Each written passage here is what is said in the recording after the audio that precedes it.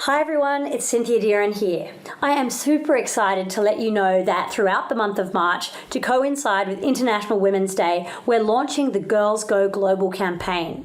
And we're going to be awarding a full scholarship to the International Business Accelerator to one lucky female entrepreneur. I created the IBA to help micro to medium-sized businesses to speed up and de-risk the process of taking a company international. And along the way, I've realized that there are not very many women on the international business scene, given the number of companies that are out there. And I don't think that's right. So I'm on a mission to change it. What we're going to be doing is awarding one female business owner a full scholarship to the program to give her all the tools she needs to make her business an international success. We'll also follow her journey and let you know how she goes. To celebrate the competition and to help spread the word, I'll be interviewing a very successful female entrepreneur every week throughout the month of March on the Business Beyond Borders podcast.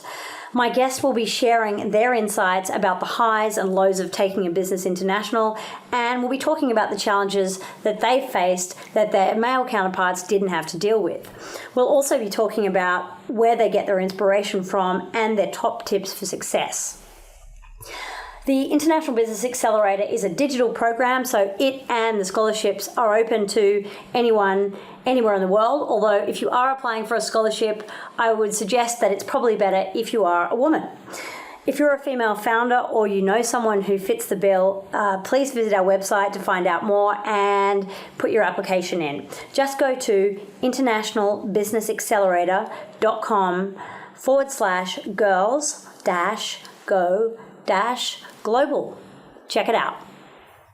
Hi there, and welcome back to the Business Beyond Borders podcast. I'm Cynthia Dearin, and on this show, I interview entrepreneurs who've become internationally successful about why and how they did it. My guest today is Alicia Navarro, CEO and founder at Skimlinks, a London-based tech company which specializes in automated affiliate marketing and facilitates around $1 billion of sales through their platform each year. I describe Alicia as a super smart, super personable geek girl and a born serial entrepreneur.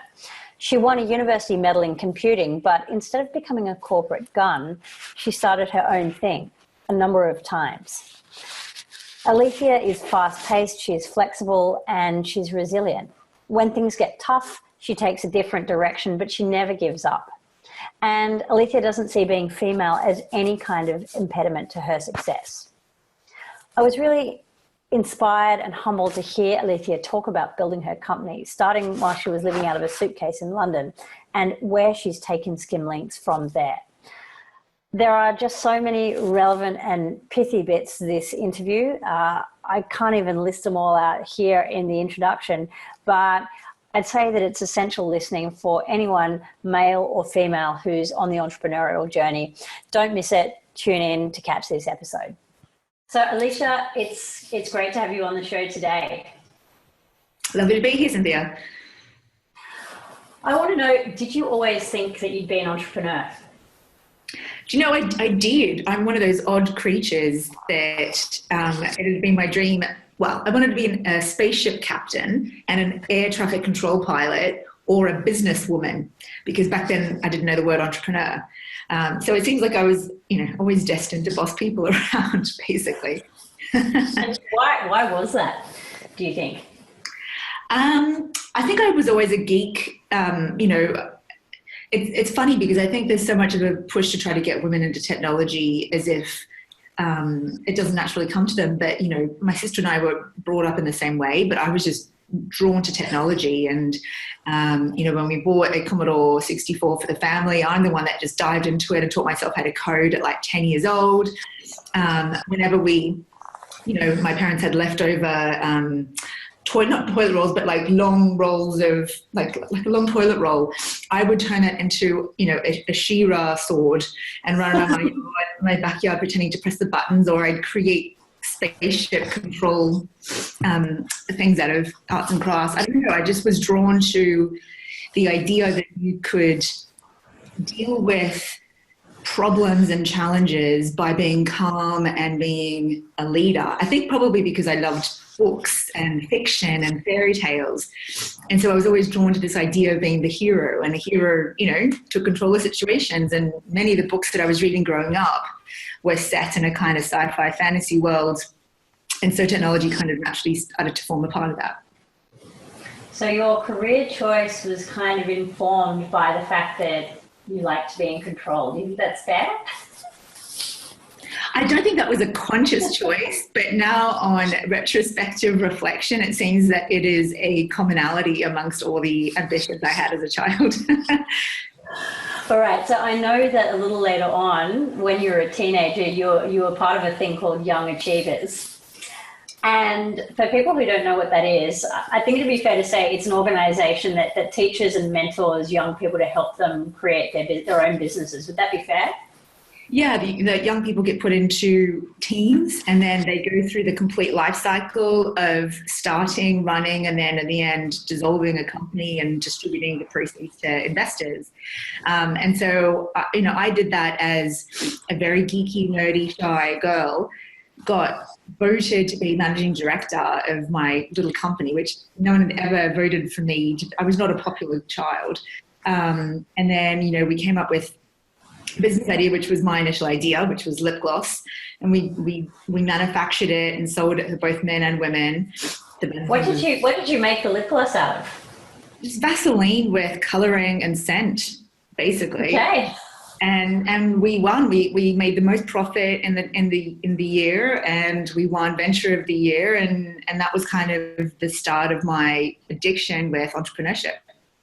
And so how do you think Young Achievers influenced what you went on to do? I think it gave me a taste of the fact that I didn't have to be the popular blonde girl at school to be good at being a leader, and that being a leader didn't mean actually bossing people around. What I did as a leader was always set the example. So if there was going to be a weekend where we were manufacturing the lip gloss, I was the first one in and the last one out. I was the one working the hardest. I was the one doing the grimiest jobs, because that's what a leader does. And that really sort of showed me the kind of leader I wanted to be. Now, these days you run Skimlinks, but Skimlinks was not your first business, is that right? I mean, apart from lip gloss, there are a couple of things that came before Skimlinks. So can you tell me, you did Young Achievers, fast forward, I believe you did computing science and you won the university medal. What happened after that, and what businesses did you start? I mean, many. Again, it's funny to kind of look back and recognize these kind of patterns retrospectively. But yeah, I was a fountain of ideas, and some of them I would follow through with more than others. So for a while, I started Head and Holidays, which was clubbing holidays to Ibiza from Australia, which very quickly I realized that unless you have a travel agent's license and a lot of capital, that was never going to work as a business. And it was just something I enjoyed at the time. And then I started Fun and Fearless Computing, which was complete computing solutions for senior citizens, which it turns out, again, I had no money, no knowledge of how to market anything. And after 3 months of working on it full time, I even quit my job to do this. I recognized that I didn't know enough or have enough capital to make that a success. And what I always seemed to do is whenever I'd fail at a business idea is I'd go, right, well, what was the skill that I was lacking? And then I would deliberately get a job that would expose me to the skills that would fill that gap. So I just kind of kept trying. And there was a ton of other ideas that I kind of played around with even without quitting my job. It's still something I do today. Like, there's nothing more fun for me than coming up with an idea and writing a kind of high-level business plan. So you are a classic entrepreneur, always coming up with the next idea. Now, so tell me, Skimlinks was almost something else, and then it became Skimlinks. Is that right? Yeah, well, Skimlinks was the third pivot of a business I started. So basically, when I started this company, it began as a social shopping site. So something very similar to Pinterest before Pinterest. Not as pretty as Pinterest, in fact, reasonably ugly. So I built that with a team of developers that I hired in Romania while I was in Sydney at the time.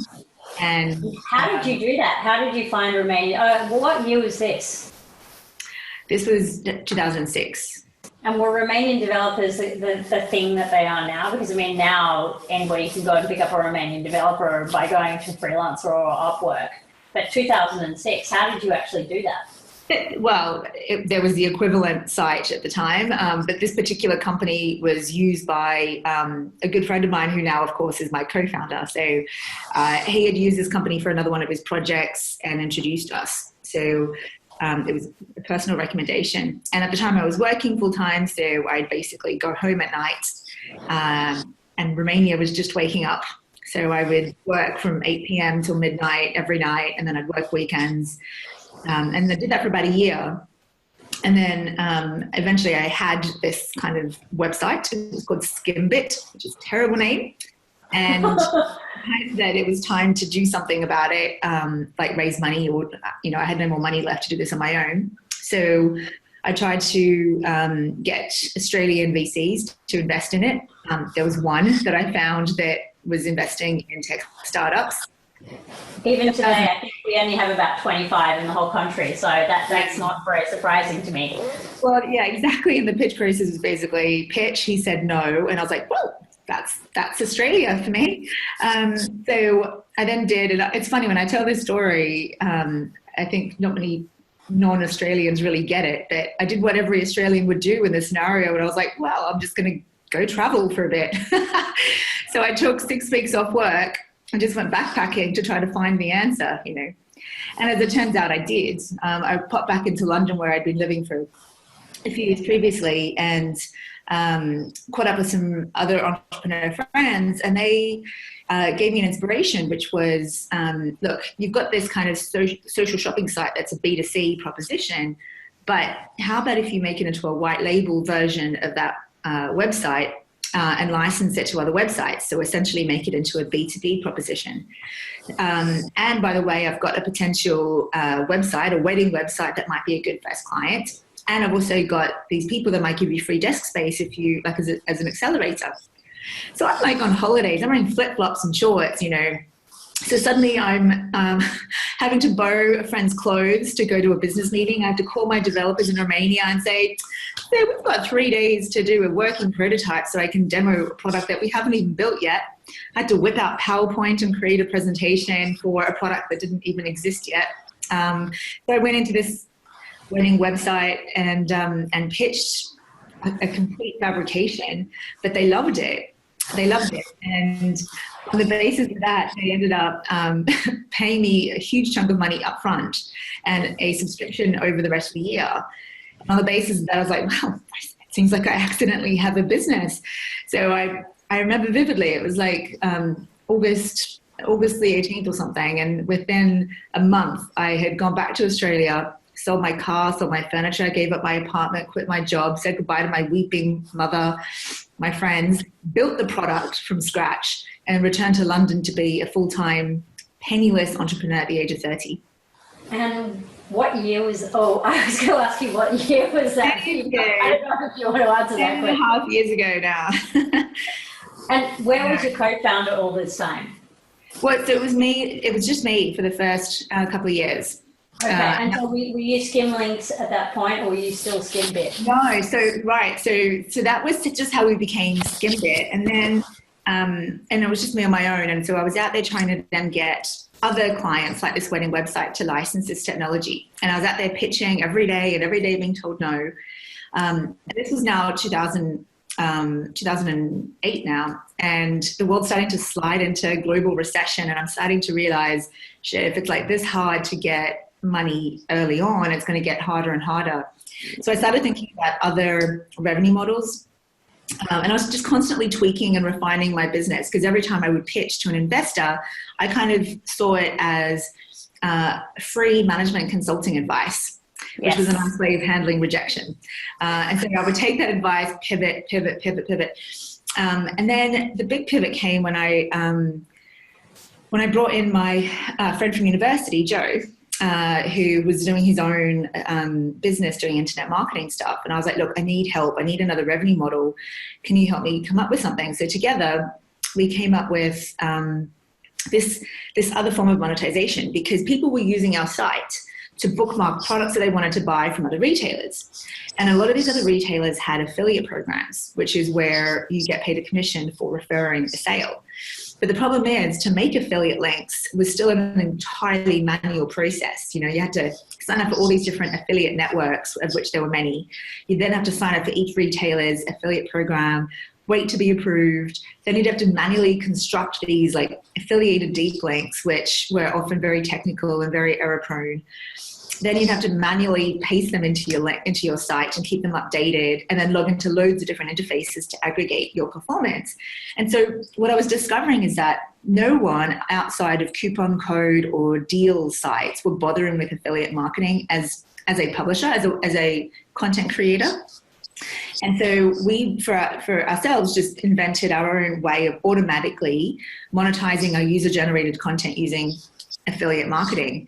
And I found that when I was pitching to investors or to potential customers this great new social shopping site, more of them were interested in this like unsexy way that we were making money than in the actual social shopping functionality. And so it was in like the depths of 2008 that I realized I'm about to run out of money. I've been doing this for 2 years. I'm sick of being penniless and stressed and lonely. So I asked Joe to be my co-founder, and we pivoted the business again, and we dumped everything I'd done for the last 2 years, and instead made this monetization technology that we built for ourselves able to run on other websites. So it was not suddenly a way that other websites could monetize their own content using affiliate marketing. And amazingly, go on, sorry. I was going to say, and how did you feel about dumping everything that you had done? What was that like as a sensation? It's funny, people ask that as if it was a hard decision that was very traumatic, but you have to understand that at this point in time, I'm in survival mode. I am on adrenaline filled, can't sleep at night, desperate to do anything. I mean, at that stage, I probably would have done anything to survive. And if it meant dumping 2 years of stuff, it just didn't even, I don't think it even registered at the time. It was like, obviously, this is the thing that I need to do. And it worked. Like, I was able to go back to every single one of the other publishers that I'd been pitching the social shopping functionality to and said, hey, remember me? You hated what I was selling you before, but how about this, which actually just makes you money and it's really easy. And to my delight, a ton of people said yes. I went back to all the investors that had said no to me and said, hey, I'm back. I'm now doing this instead of that. Do you like this? And by the way, we've got a ton of clients already and we're making money already. And they said, yeah, here's the money. So we ended up closing our seed round. After a year of trying, we closed our seed round in record time, and we were like the only deal being done. This is the day after Lehman Brothers collapsed. And we were like the only deal being done in the world, probably at the worst point in the recession. So yes, from the jaws of death, we were saved. I want to say that displays a remarkable amount of resilience to be able to kind of pull up from that and turn around and just go, okay, well, that didn't work. We're going to start over.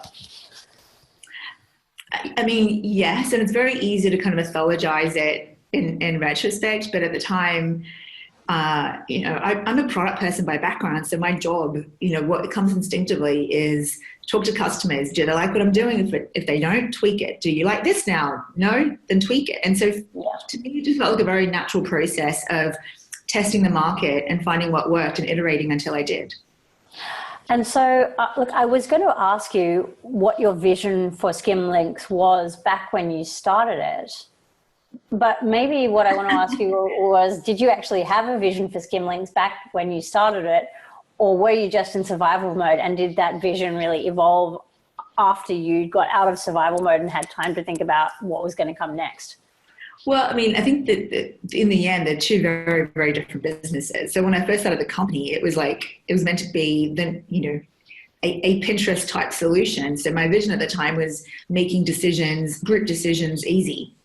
But now we're a completely different company. Now we're all about helping publishers make money from their content in ways that are not annoying. And that's our vision back then, and it's still our vision today. And does that answer the question, what does Skimlinks do? Yes, I can answer that in all sorts of techie or non-techie ways, but at its most basic, we help publishers like BuzzFeed and Condé Nast and the New York Times, etc., help them get paid for the products that they write about without having to use annoying ads or interrupt the user experience. And so, we're used now on 4.5 million websites around the world. A billion users a month visit websites that we work with. We drive about $1 billion worth of e-commerce sales through our platform every year. For the more techie people, what we do is we automate affiliate marketing for publishers so that they get the revenue and they get the insights on the buying behaviors of their readers, which they then can use to influence what they write about. Now, I want to come back in a moment to your clients and your ideal clients, but before we do that, I just want to stay with the early days of Skimlinks for a moment. And I wonder if you could just kind of describe a typical day in the life of Alicia Navarro back around that time when Lehman Brothers was collapsing and you were doing the pivot and you were going out and pitching people who'd said no in the past. What did that typical day look like for you, if there was one? Do you know, in retrospect, they were some of my favorite days because you do whatever it takes. So there was no clear, this is my role, this is your role.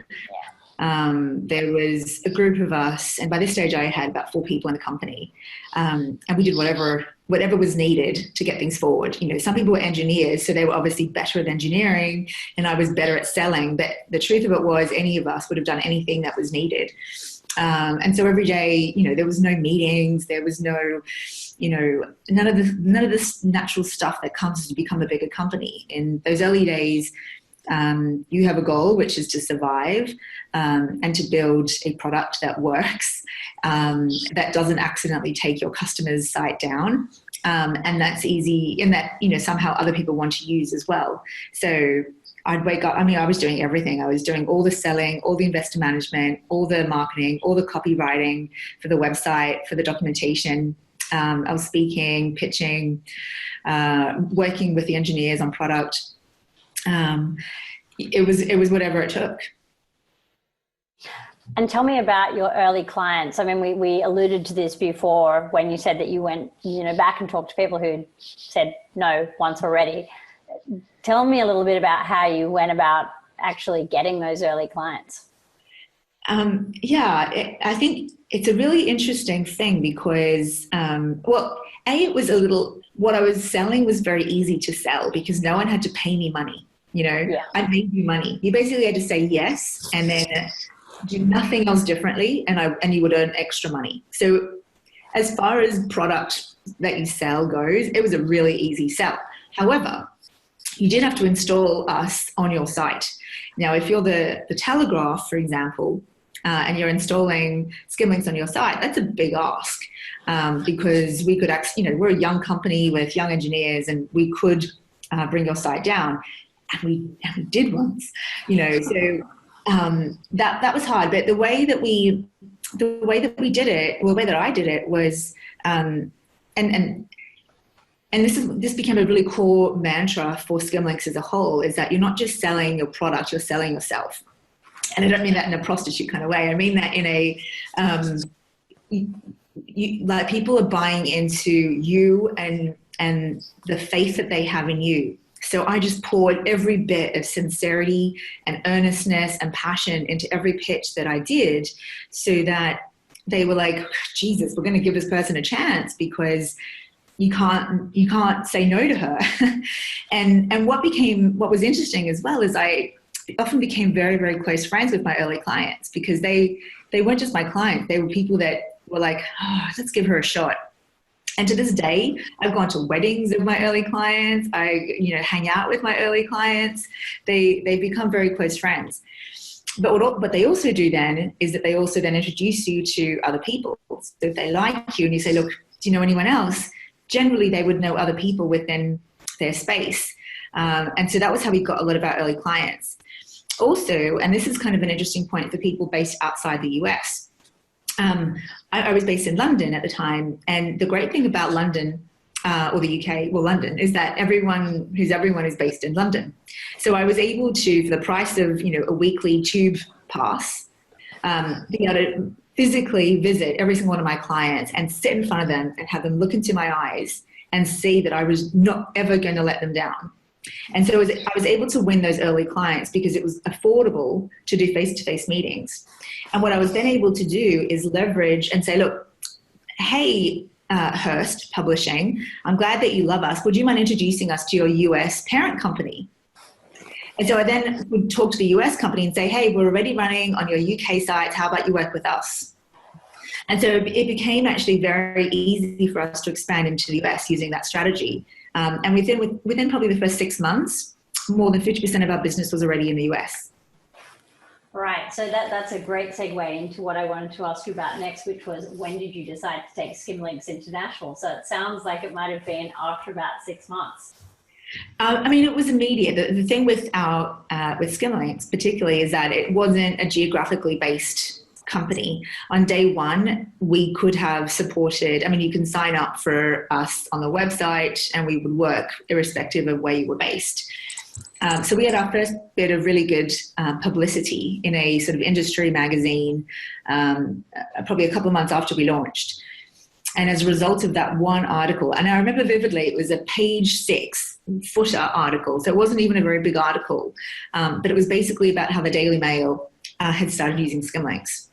And as a result of that, we ended up winning a ton of big clients in the US that were huge. They just read about it, went to our website, signed up, and put us live. They didn't even talk to us before they did that. And so suddenly we're in the US. So I was visiting the US to talk to clients within the first 6 months. And that's, again, the great thing is we didn't have to actually sell to anyone. We just had to kind of say, hey, we're here. You can sign up. Look at all the customers that are already using us. Just sign up on the website and you can make yourself go live at any time. I just, within the first year, I was probably every quarter spending a good chunk of time in the US. Okay, so we were talking about Skimlinks' international expansion, and I wanted to ask, you could be an international company, but was there a moment when it suddenly became very clear that that was the path that you were headed down? I don't think I ever thought, even on day one, that we were just going to be a UK company. I think the beautiful thing about the internet is that there are no physical goods. Like, our technology, our product is completely intangible and can be you signed up for, like, someone could theoretically not even talk to another human being and be based in Antarctica and still use us. So from day one, there was no preconception that we were in any way just a local company.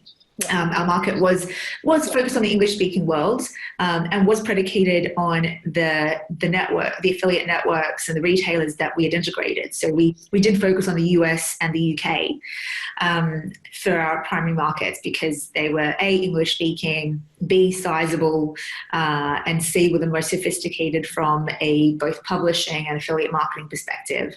And eventually we kind of did more across Europe and Asia Pacific, but even to this day, I'd say 75% of our business is across the US and the UK. So if you just think about the process of that international expansion happening, you started in London by going to existing clients and getting them to use your product on another continent. Yep. Where did it go to from there? When did you suddenly go from having just an office to London to also a location in the States as well? Yeah, so before we set up physical presence in the US, I used a strategy of pretending I did. So I would schedule sizable, I'd say 4 to 6 week long trips every quarter or so, where I would just go mainly to San Francisco, LA and New York, and just go see existing and potential clients, as well as try to immerse myself in the local scene. My hypothesis was that if I did that regularly enough, they would start to see me as being physically present there. And I think that I learned very quickly that particularly in the US, that was important. The US is perhaps subconsciously quite xenophobic, or consciously, but for the most part, even if they're not consciously so, they have this xenophobia that is quite instinctive to them. And so I learned very quickly that while they consider my accent very exotic, you should always position yourself as being a regular here, even if you weren't based there, and that would make a difference to whether they wanted to do business with you or not. So I did that for probably 2 years.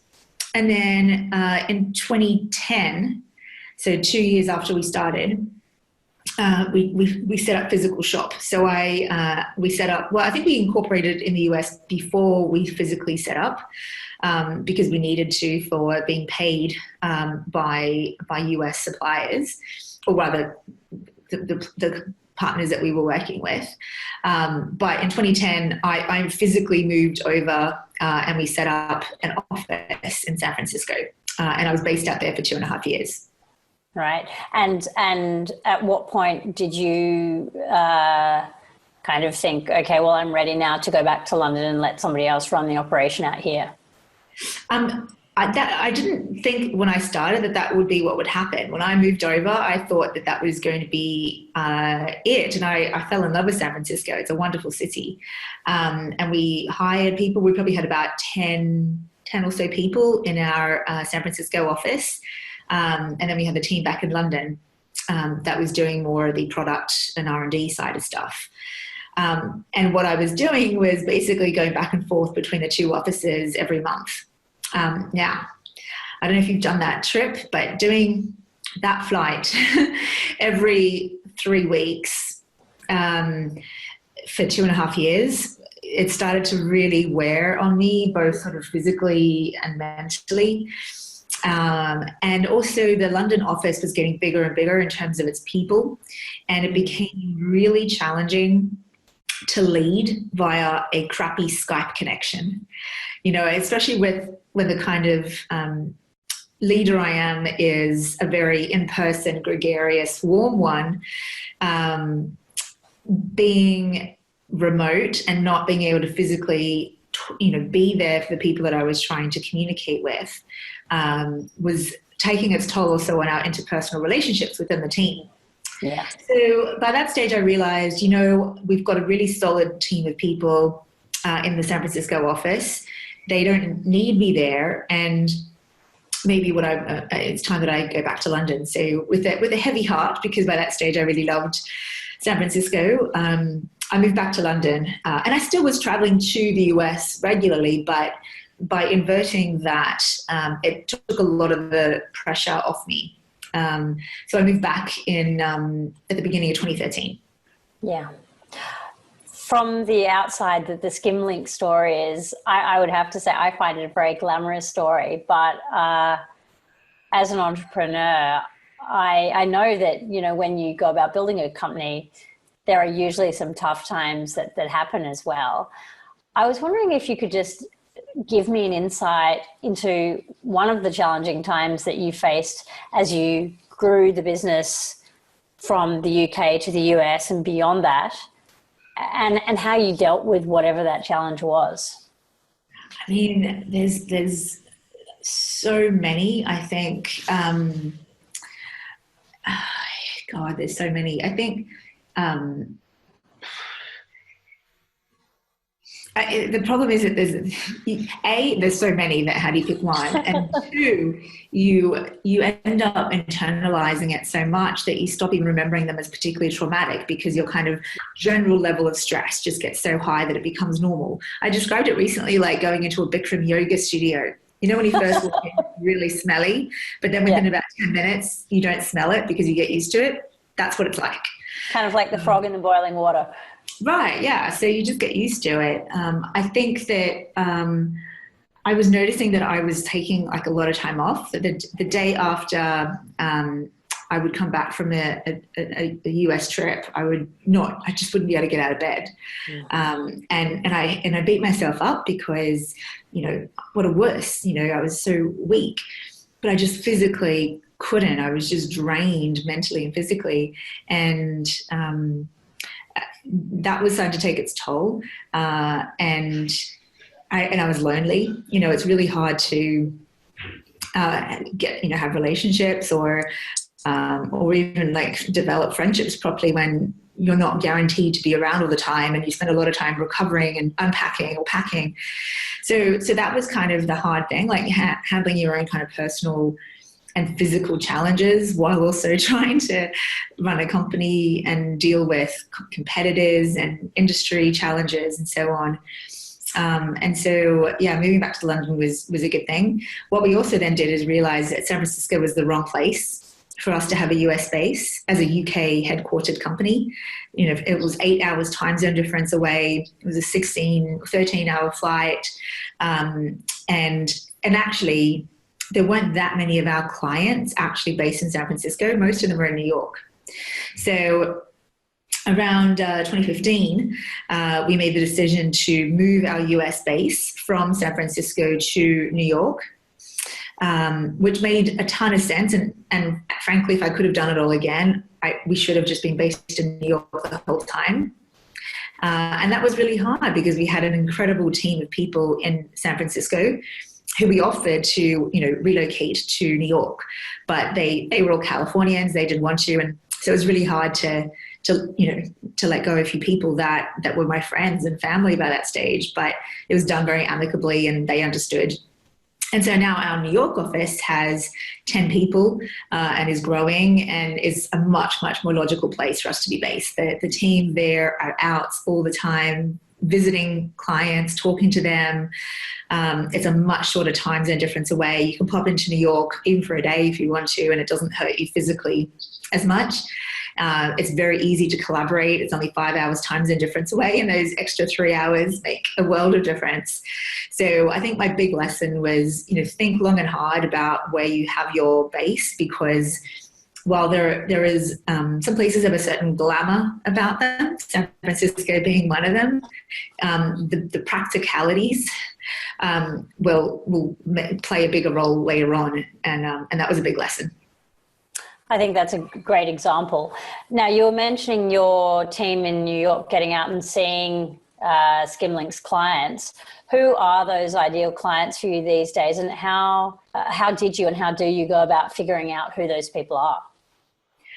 So our main clients are publishers, so large media companies or content creators. So most of the big newspapers, the big content networks like Condé Nast, Hearst, Time Inc., the big digital natives like BuzzFeed, AOL, Business Insider, and then like a long tail of kind of smaller sites, content creation platforms, forums, etc. So really any content creator that is talking about products or shopping in some way, naturally within the editorial content, is a client or can be a client. Okay. And to look at the flip side of that, as I understand it, you don't have very many competitors in your space, but the ones that you do have are extremely large. What's your strategy for staying ahead of those competitors? Well, they're not. Like, I think in terms of direct competitors that do exactly the same thing as us, there's like two, and we're certainly the biggest and have the best roster of customers. In terms of sort of indirect competitors, you could argue Amazon is, but Amazon's also a client. So the biggest competitor, I guess, is what we find is that when publishers become very successful using us and we start to deliver to them a significant amount of revenue, sometimes, like, to get to that level of revenue, they have developed a degree of sophistication around their content creation and sort of internal operations, and they start to think that they don't need us because they can do it themselves. And so that ends up being the biggest competitor, which is how do we make sure that we deliver enough value and save them enough money that they continue using us rather than build their own internal operations to do it themselves. I like it. Tell me a little bit about the company culture. What is it, and how do you do it? So it began very organically. So, when I first started hiring people, my early employees, I knew that we'd be working really hard and long hours. So you wanted someone that you just kind of got along with and that would have no ego and just be willing to dive in and do whatever it took. So, I hired people that, and by the way, we had no money, so we couldn't hire experienced people. We had to hire people that would be willing to learn and willing to help each other out, and that would keep things light even when things were in a dark place. And those things became the kernels of our culture, sort of learning, helping each other out, taking care of each other, and laughing along the way. And over the years, as we got bigger, that started to codify itself by what we called skim love, which was a very tacky and silly thing. We just had this silly habit of prefixing everything with the word skim. So we didn't have interns and skim turns. We didn't have football. We played skim ball, And so skim love, or hashtag skim love, became the way that we would congratulate each other via our internal comms, like Yammer back then and then Slack. When we congratulated each other on winning a client because of who we were, and because we went out and went beyond, above and beyond what was required to get something done or to help a colleague out. And so very organically, the team would use hashtag SkimLove as a way to signify that someone had used their heart, themselves, their passion to do something or win something. And so that kind of very weirdly and naturally evolved into being our culture. And then as the years progressed, I recognized that it was time to kind of codify it a little bit more officially.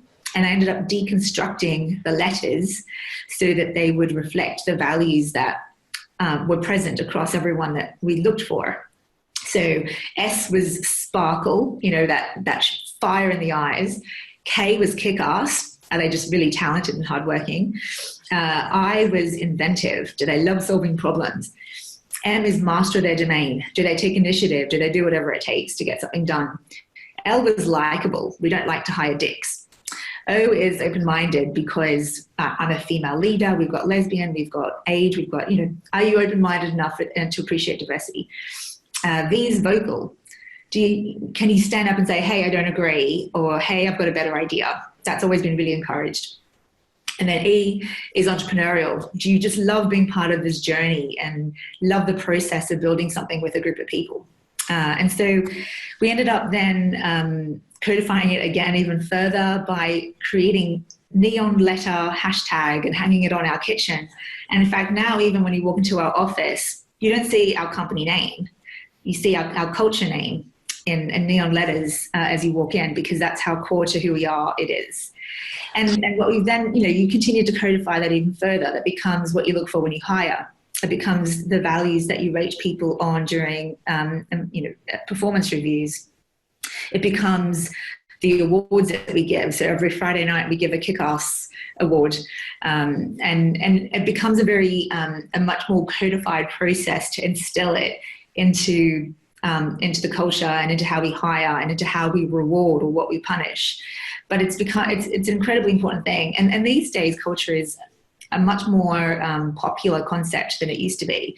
But back then it was, I felt like I was the only one talking about it. And it's been really exciting to see that some of the early ideas and mantras that we kind of lived by have become a lot more adopted, at least across the kind of London startup scene. That is very cool. And I would love it if you could send me a picture of those neon letters so that I can include them in the email that will go out about this interview when we publish it a little while from now. I'd love to see that. Now, just on you as a female leader, because one of the reasons that I have got you on the podcast chatting to me right now is that we are currently running the Girls Going Global campaign. And one thing that I am really trying to do is to highlight female entrepreneurs who have made an international success of their business to demonstrate to other people just how possible it is. Do you think it would be fair to say that your industry is pretty male dominated? And do you think that as you've gone on this international journey, being female has been a help to you, or has it been a hindrance? Okay, I don't think it's male dominated. It just is male populated. I think, and I can only speak about my own industry because that's the only one I know very well. But I don't think I feel it's very much a meritocracy, and that if you're good enough, you're good enough, whether you're male or female. People just love people that are good and geeky and love what they do. It just happens to be that a lot of people that are good and geeky and love technology happen to be men, but there's never been, and I can honestly say this, been any hindrance or any disadvantage whatsoever with being a female in this industry. I topped my computer science degree. I've worked all my life. I'm almost always the only woman in the room, and I've never been treated with anything other than respect, and given, if anything, advantages rather than any kind of disadvantage because of my gender. I'm remembered a lot more. People, it's much easier to approach people. I get a lot of help if I ask for it. It's been a boon in every single way, and I think it's because I know my stuff and I can hold my own, and so I've never even felt particularly that I'm a woman in the space because I just happen to be a woman, and I'm very mindful of what my strengths and weaknesses are. Some of my strengths are attributes that generally.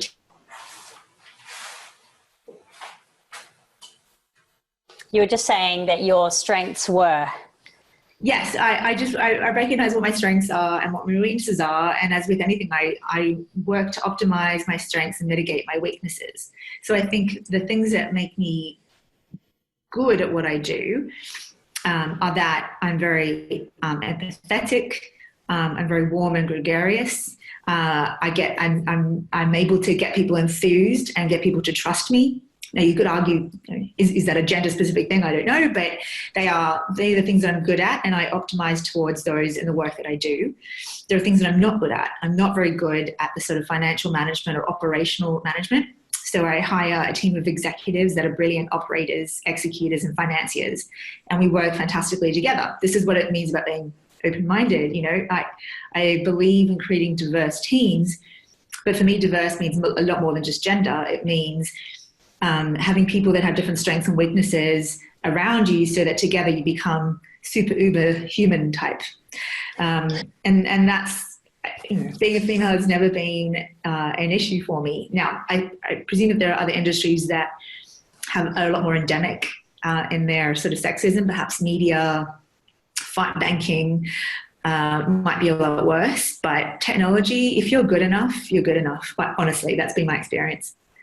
I would love to get you to, I don't know if you know her, but Dr. Katrina Wallace from Flamingo, who works in the AI space. I would love to get you and her together at some point to actually talk more around this topic. But look, for now, we are starting to run short on time, I know. And so I wanted to make sure I got in a couple of questions around favorite books or people who have inspired you on the journey. And I was wondering if you could tell me who or what are they and why? I'd say probably my favorite book that was so powerful I wept like 5 times while reading it is The Hard Thing About Hard Things by Mark Andreessen. He's the guy that started Andreessen Horowitz and was the guy that started Netscape and a few other things. But if you're a tech entrepreneur, I don't even know anyone in the tech industry that hasn't read it, but if you are at all interested in tech or entrepreneurship, it's an absolute must read. It is brilliant and moving and inspiring, and you just sit there going, yes, this is what I'm going through.